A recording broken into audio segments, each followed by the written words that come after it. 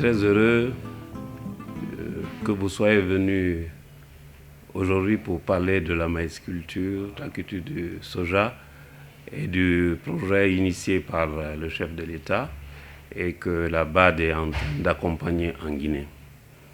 Le maïs est une culture principale de la Guinée. Il se cultive dans toutes les 4 régions naturelles. Il rentre dans l'alimentation principale des zones vers Mandiana, Sigiri, Dinguiraï, Mali. Et c'est aussi une matière première pour l'alimentation de la volaille. Dans d'autres pays, c'est le soja, ou en général les légumineuses alimentaires, qui rentrent en association avec le maïs dans l'alimentation de la volaille. Et aussi le soja, son lait est très important. Ça permet d'équilibrer un peu l'alimentation humaine. Ce sont 2 cultures importantes qui sont initiées ici en Guinée. Le maïs est devenu traditionnel. Le soja est en train de prendre un peu de place. Pourquoi le choix de la Guinée? Il faut situer le contexte. Pourquoi la banque a décidé de s'investir dans l'agriculture? Lorsque le président, le docteur Adesina, est arrivé à la tête de la Banque africaine de développement, il a décidé de mettre l'accent sur 5 priorités, communément appelées les high five, à savoir électrifier l'Afrique, nourrir l'Afrique, industrialiser l'Afrique, intégrer l'Afrique et améliorer les conditions de vie des populations africaines.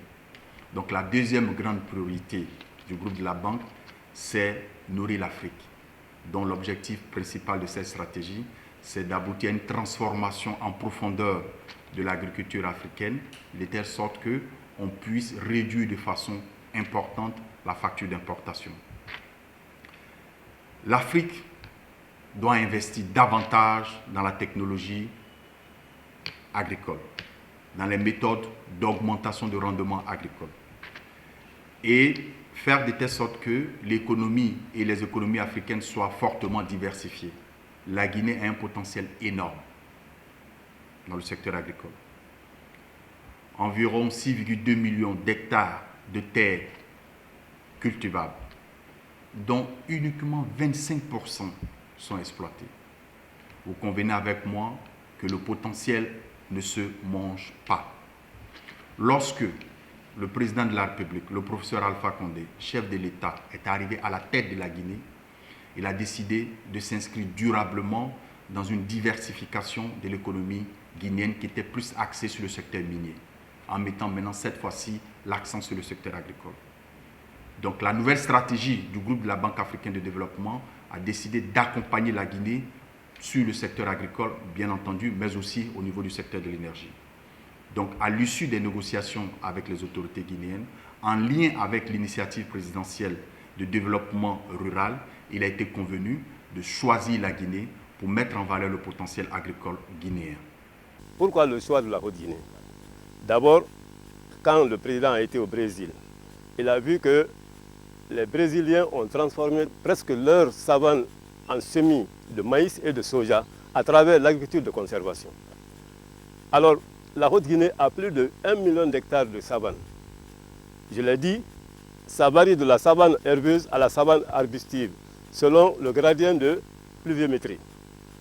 En Haute-Guinée, il pleut de 1100 mm à 1500 mm. Donc c'est une zone qui se prête très bien pour la culture du maïs et du soja. Cette année de test, nous avons compris que bien que nous disposons de superficies de savane, mais pour l'agriculture de conservation, il y a beaucoup de sensibilisation qu'il faut faire au niveau des paysans. Quant à la préparation des sols, parce que nous voulons mécaniser la culture de maïs et de soja. Pensar en l'agricultura como un sistema, no cultivo por cultivo. La deuxième plus grande priorité de la Banque africaine de développement, BAD, dont Nourrir l'Afrique en est la stratégie, a pour objectif de promouvoir la transformation de l'agriculture africaine en faisant du continent un exportateur net des produits agricoles. En 2015, la Banque a lancé la stratégie Nourrir l'Afrique dite Feed Africa en anglais, qui adopte une approche fondée sur les chaînes de valeur et les zones agroécologiques. Cette approche met l'accent sur les produits présentant des avantages comparatifs et un potentiel de substitution aux importations, de futures demandes et de réduction de la pauvreté. Pour atteindre cet objectif, la banque et ses partenaires ont développé des programmes et projets visant à soutenir les efforts des pays membres régionaux. La nouvelle approche de la banque en matière de transformation de l'agriculture africaine porte sur l'amélioration de la productivité accrue en tant que facilitateur numéro 1 de la transformation vers une agriculture commerciale au niveau du continent. Eso genera una mejora continua en lo que es la calidad del ambiente y por lo tanto nos permite elevar la productividad y estabilizar la producción.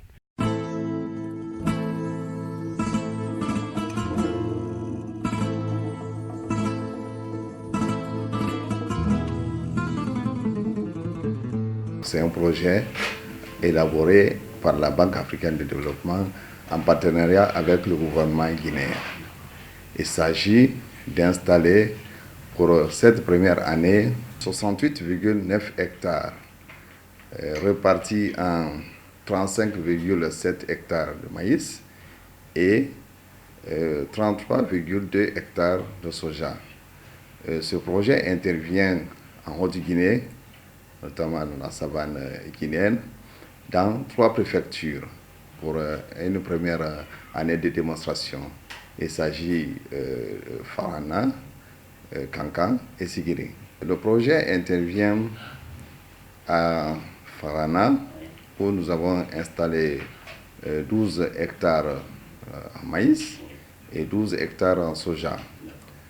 Dans la zone de Kankan où nous avons installé 35,7 hectares en maïs et 33,2 hectares en soja. Dans la zone de Sigiri, nous avons installé 8,7 hectares en maïs et 8,2 hectares en soja.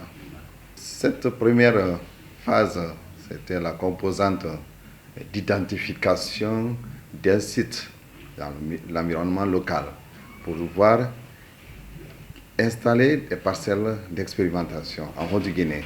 Donc c'était la première composante.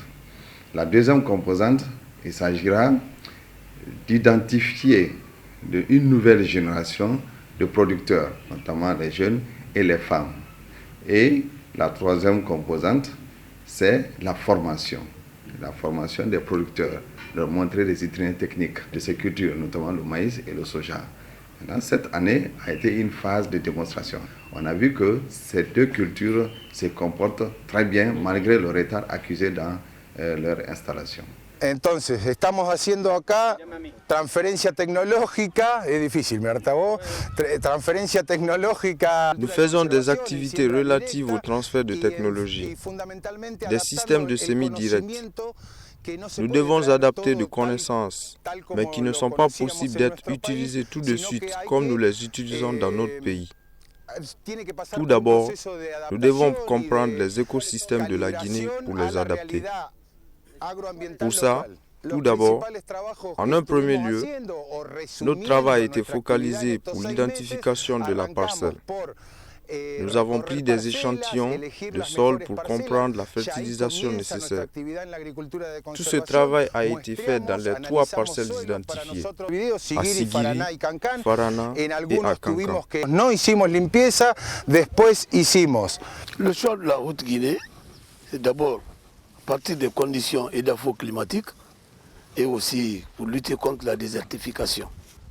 Nous sommes en transition de l'agriculture traditionnelle pour l'agriculture moderne, grâce aux recherches, aux différentes recherches menées par l'Institut de recherche agronomique de Guinée.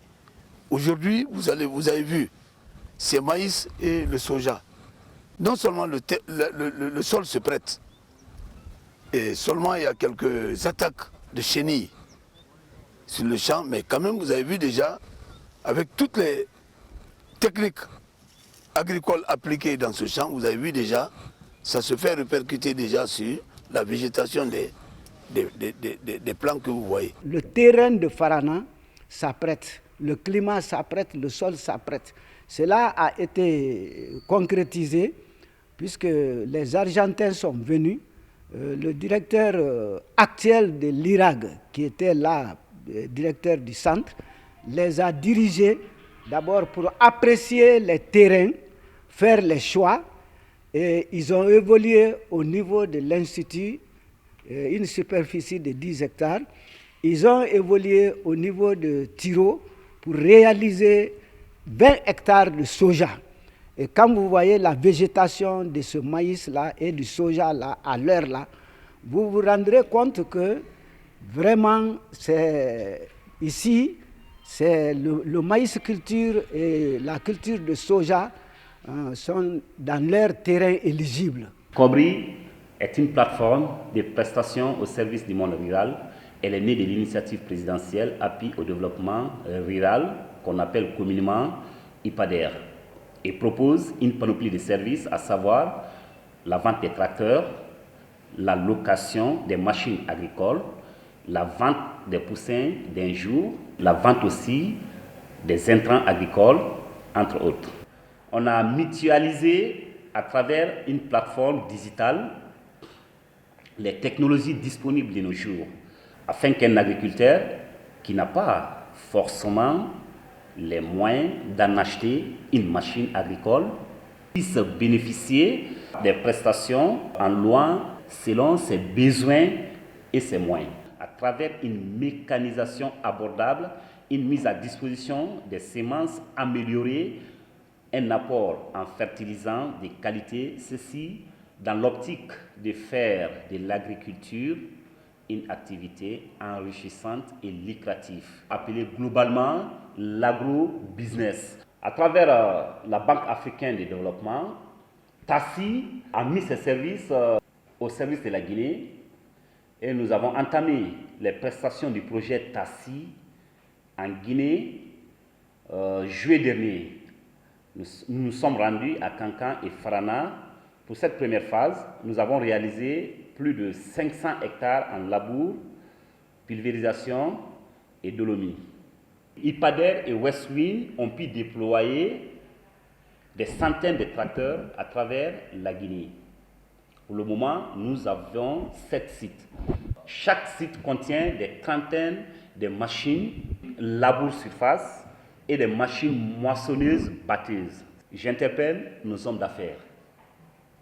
Nous hommes riches peuvent faire comme Mohamed Kanyassi. Nous avons vu Bobo Denke à Bokeh, ce qu'il a fait pour l'agriculture guinéenne.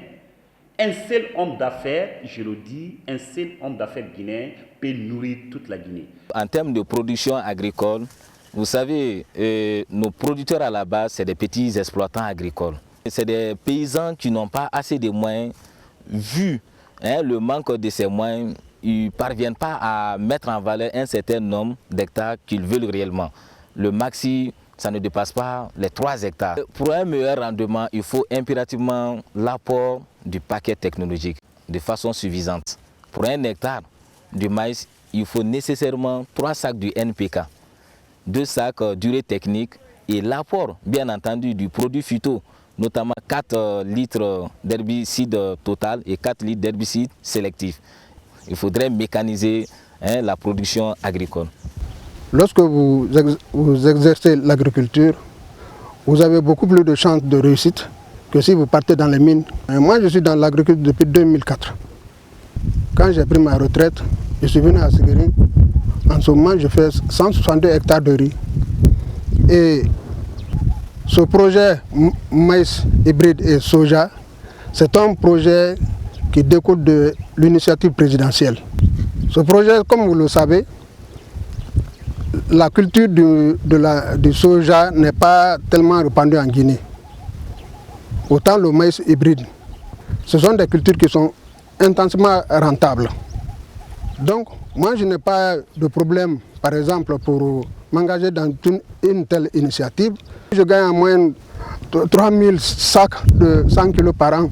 Je cultive le maïs et d'autres cultures. Je suis en train en ce moment de domestiquer certaines plantes de la Guinée pour les transformer en infusion. Je ne peux pas vous parler combien de fois le gain est énorme. C'est un projet qui est lié de façon directe et indirecte avec notre institution, l'Institut supérieur agronomique et vétérinaire de Farana. Donc, si toutefois nous avons des projets implantés pour sédentariser les paysans, naturellement, nous pouvons récupérer tout ce que nous allons perdre en termes de changement climatique. Donc, le projet est bien positionné dans cette zone. C'est un projet de proximité par rapport à notre institution. Et quand c'est un projet de proximité, c'est que c'est un projet qui nous aide. Un projet qui nous aide à encadrer les étudiants parce que les étudiants vont faire le stage. Ça, c'est un impact direct.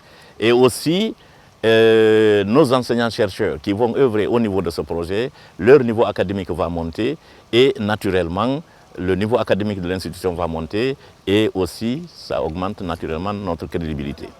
La incorporación y que todos los estudiantes y todos los profesionales que se encuentran en este territorio vean Je pense que la possibilité que tous les étudiants et les professionnels voient un système agricole moderne est très positive. Que ce soit en Argentine ou dans un autre pays doté de systèmes développés, c'est très intéressant. Travailler ensemble avance toujours plus vite et le développement est plus fort. Je suis très positif dans l'interaction entre les institutions des deux pays. C'est très bon pour le développement de toutes les questions liées à l'agriculture. Je pense qu'il est possible de faire des échanges entre l'ISAV, IPADER et les institutions telles que celle à laquelle j'appartiens. À Apresi et aussi des universités argentines. Ce serait très positif. Obviamente que en forma conjunta siempre se va más rápido y se crece mejor.